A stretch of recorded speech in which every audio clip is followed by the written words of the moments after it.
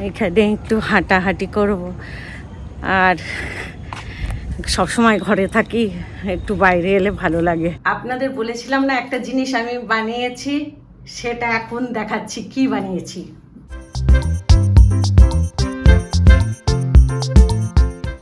Good morning everyone, welcome to our channel. आज के হচ্ছে 27 জুন আর আজকে আমাকে অফিস যেতে হচ্ছে। আর মা উত্থাপম করে রেখে দিয়েছে, উত্থাপম চা আর বাদাম আছে, তো ওটা খেয়ে বেরিয়ে যাব আর 10-15 মিনিটে। আর বাইরে তো মেঘলা আছে, ছাতা নিতে হবে, সব ব্যাগের কভার নিতে হবে, সব কিছু করে নিয়ে যেতে হবে, কেন কি এটা ফার্স্ট টাইম আমি ইন বৃষ্টি যাবো অফিসে। তো ওটাই, ইট উইল বি এক্সাইটিং। মা গুড মর্নিং এভরিওয়ান। আর এখন চা, ওর টিফিন আজকে আমার নারকেলের চাটনি নেই, ধনে পাতার চাটনিও নেই, আমি আজকে সস দিয়ে দিয়েছি উত্তপম। আজকে চাটনি বানিয়ে রেখে দেবো, মানে আমি সকালে উঠে দেখছি নেই, ভেবেছিলাম আছে ধনে পাতার চাটনি, তবে পুরো ফ্রিজ খুঁজলাম পেলাম না। আর আজকের কি প্ল্যান মা? আজকে ঠাকুরের জায়গাটা পরিষ্কার করব, কালকে আম্বাবচিকে ছেড়ে গেছে, তো এটা পরিষ্কার করে ঠাকুরকে সব পরিষ্কার করে রেখে দেবো, দিয়ে পুজো টুজো করবো। আর রান্নাবান্না তো আছেই, সজনে ডাঁটা পটল একটু আছে, ওই দিয়ে বেশি করো না কিন্তু। না, সজনে ডাঁটা পটল আলু দিয়ে পোস্ত আর ভাত ডাল। মুসুর ডালের বড়া খাবি? বেশি করতে হবে না, সিম্পলই রাখো। আচ্ছা, তাহলে দিনটা শুরু করি।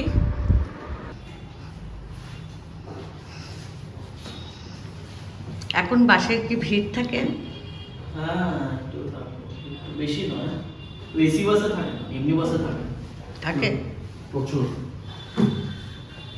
আসছে বাবা, আসছে, সাবধানে থাকবে।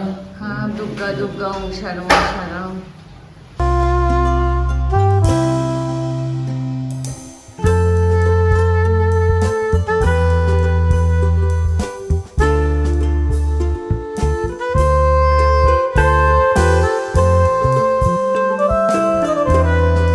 বসিয়ে দিয়েছি, মোটামুটি হয়ে এসেছে, ডালের কাটা দেবো, হয়ে যাবে। উচ্ছে সেদ্ধ করেছি, সেদ্ধ বসিয়েছি, আর ভাত হয়ে গেছে। এদিকে ঝিঙে আলু কেটে রেখেছি, ঝিঙে আলু পোস্ত, আর মসুর ডাল ভিজিয়ে রেখেছি, মসুর ডালের বড়া। আম্বাবচি কালকে ছেড়ে গেছে না, তো ভাবলাম আজকে সকালে স্নান করে করাচ্ছিল, তো আমি বললাম না, রান্নাটা করে দিই, তারপরে স্নান করে পুজো টুজোর জায়গা সব কাপড় উঠিয়ে দিয়েছি।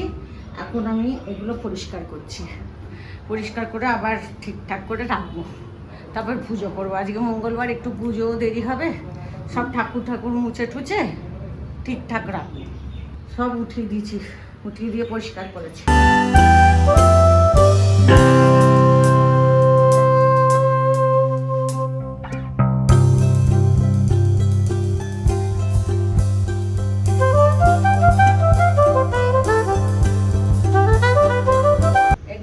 মেজে নিয়ে আসি, আর মেজে নিয়ে এসে সব কিছু মুছে ঠুছে, তারপর মানে মুছে রেখে দিয়েছি। এবারে এই বাসনগুলো মুছে পুজো করা শুরু করব। আচ্ছা, ঝিঙে আলু পোস্ত আর মুসুর ডালের বড়া, ডাল আর গন্ধরাজ লেবু, আর আমার হাজব্যান্ডের জন্য উচ্ছে সেদ্ধ। আর কালকে আমি অনেক কিছু নতুন নতুন করেছিলাম জিনিস, তাই জন্য টাইম হয়নি, ওতেই টাইম চলে গেছে। আজকে দেখাবো সেটা। ভাবলাম নিচে আর যাবো না, আজকে উপরেই হাঁটি, কেন নিচে ইচ্ছা করলো না। আমি বললাম ছাদেই একটু একটু হাঁটবো, আর হেঁটে তারপরে বাড়ি গিয়ে চা বানাবো। ভালো লাগছে, বেশ হাওয়াও চলছে, সুন্দর মিষ্টি মিষ্টি হাওয়া চলছে, খুব ভাল লাগছে, আমার ফ্রেশ লাগছে। এখানে একটু হাঁটাহাঁটি করব। আর সবসময় ঘরে থাকি, একটু বাইরে এলে ভালো লাগে, না তো মনে হয় কি যে বন্দি ঘরে আছি, বন্ধ করে রেখে দিয়েছে। আর রান্না বান্না, খাওয়া দাওয়া আর ঘুম, এই ছাড়া তো আর কিছু নেই। এই যে একটু ছাদে হাঁটাহাঁটি করছি, তো ভালোও লাগছে, হালকাও লাগছে শরীরটা। গরমও পড়েছিল, এখন একটু বর্ষাতে একটু ঠান্ডা হলো, সবার শরীরটা ভালো লাগছে। কি সুন্দর আকাশ।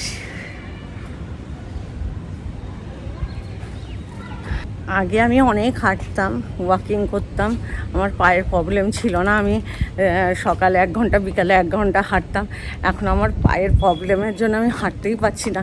এই কমাস মানে 1-1.5 বছর ধরে আমি হাঁটতেই পারছি না বেশি, নয়তো আমি প্রচুর হাঁটতাম। মানে হাঁটাটা আমার ছিলই, কিন্তু হাঁটাটা বন্ধ হয়ে যাওয়ার পরে এখন আমি বেশি হাঁটতেই পারি না। 15-20 মিনিট পরেই আমার পাটা ব্যথা হতে শুরু করে দেয়, ওই জন্য হাঁটাহাঁটিটা কমই হচ্ছে।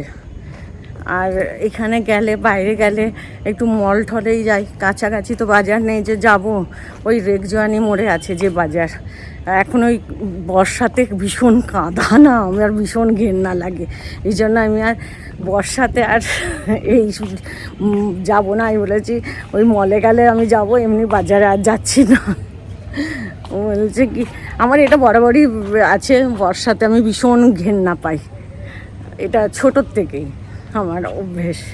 মানে আমি বর্ষা একদম মানে ঘেন্না লাগে বাইরে যেতে। আর বড় ছেলে আর বউ ওখানে তো গরম, বলছে খুব বৃষ্টি হয়নি, আর পুরো পশ্চিমে তো গান্ধীধামে তো বলছে এখনও তো ওদের ওখানে রোদ আর খুব গরম।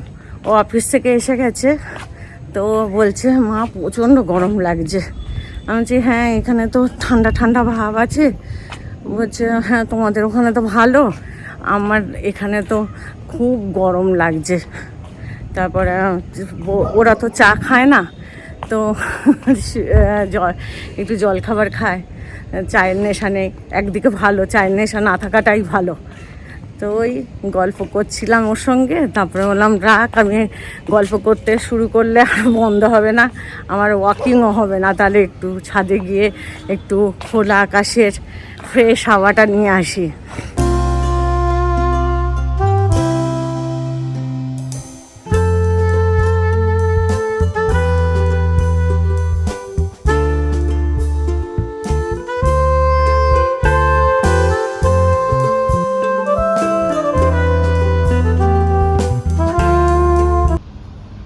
মেঘলা হয়ে আছে, মনে হচ্ছে না বৃষ্টি হবে, চাঁদ উঠে গেছে, মনে হচ্ছে না বৃষ্টি হবে, মেঘ মেঘ হয়ে আছে। আর একটা ফ্লাইট উঠলো, আপনারা অত দূর থেকে বুঝতে পারবেন না, বেশ ভালো লাগছে দেখে। চা নিয়ে এসেছি, হ্যাঁ বিস্কিট নিয়ে আসি, নিয়ে আসবো, আর ওই এই করেই গেছে, আমি নিয়ে আসছি। আপনাদের বলেছিলাম না একটা জিনিস আমি বানিয়েছি, সেটা এখন দেখাচ্ছি কি বানিয়েছি। Mango ice cream. বাহ, কেমন লাগছে? একটা তো কালকেই খেয়ে নিয়েছি, এত টেস্টি হয়েছিল। আমি আর ছেলে মিলে 3টে বানিয়েছিলাম, 3 জনের জন্য 3টে কাপ, কিন্তু একটা কাপ শেষ হয়ে গেছে কালকে। এখন এটা খাওয়া হবে। ভালো, কেমন হয়েছে? দারুণ। তুই খেয়ে দেখ, খাবো, আরো কাল থেকে আরো বেটার হয়ে গেছে, মানে ভালো জমেছে। বাহ।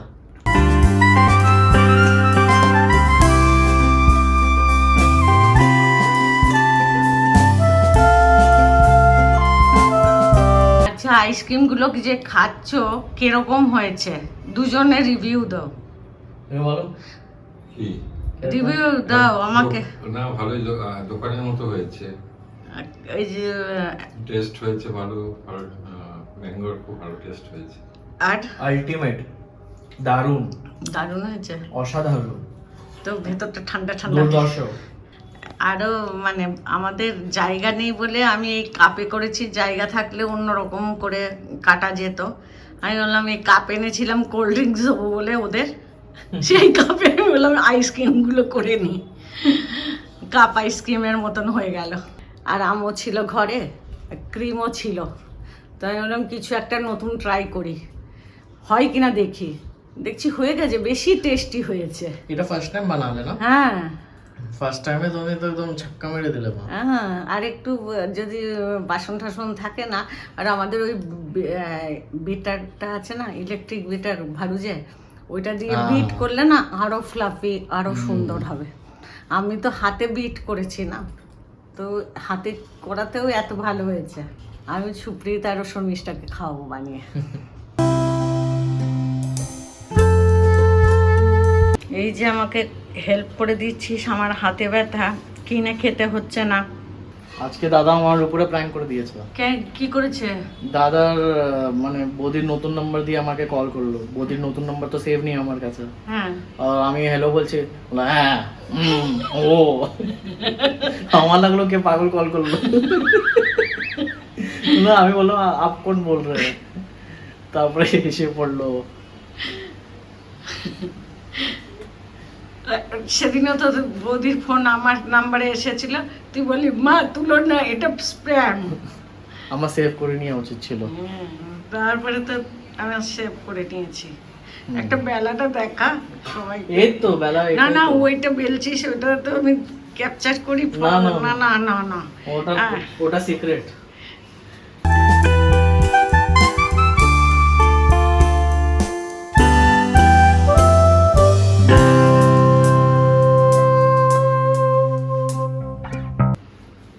এই তো ভালো করছিস তুই, এমনি কেন করছিস?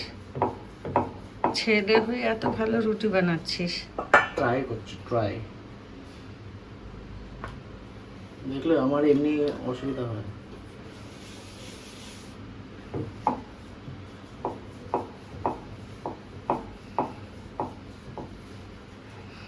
আমি জবরদস্তি ভিডিও ক্যাপচার করছি।